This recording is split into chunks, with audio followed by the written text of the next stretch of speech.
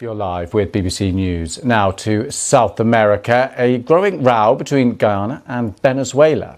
So take a look at what's at stake here. Over the weekend, Venezuela held a referendum on its claim to Essequibo, an oil-rich area.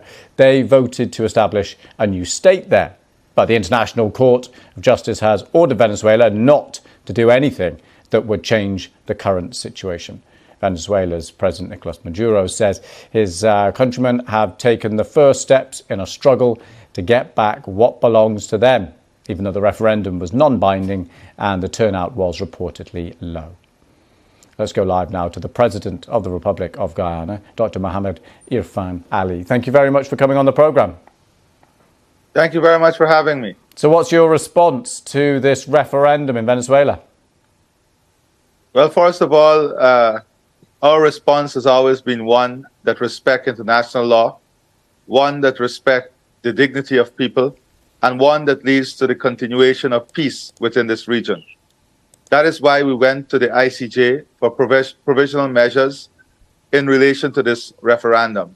Not to stop the referendum, because that is their business, but to have provisional measures against two questions. One, that would allow Venezuela to annex the Essequibo, and two, to allow them to establish a state. And on both these questions, the ICJ made it very clear that Venezuela is not to act upon the outcome of these two questions or upon the outcome of the referendum, and that Venezuela must respect the status quo as it exists today in Guyana, and that is Essequibo belonging to Guyana, and Guyana administering this county. And do you think Venezuela will respect it, or do you think they will annex it? Well, first of all, I believe that Venezuela has a responsibility to honor the order. They have a responsibility to respect the 1899 award. And in the 1899 award, the boundaries of Guyana and Venezuela was fully settled, and that settlement was jointly agreed to by Venezuela and Guyana.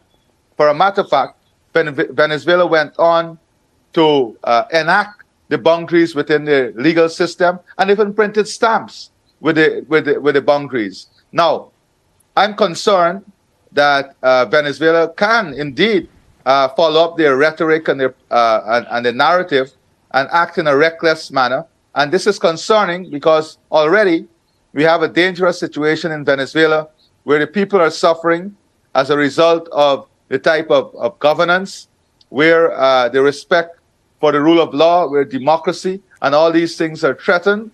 So we are concerned that a reckless and adventurous action can lead to more displacement of the Venezuelan people. Okay. That creates added regional pressures on migration and so on.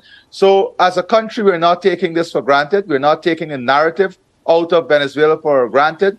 That is why we have been working with our neighbors, our friends, CARICOM, Commonwealth, the OAS, have all issued very strong statements and call on Venezuela to respect the rule of law and respect the order of the ICJ.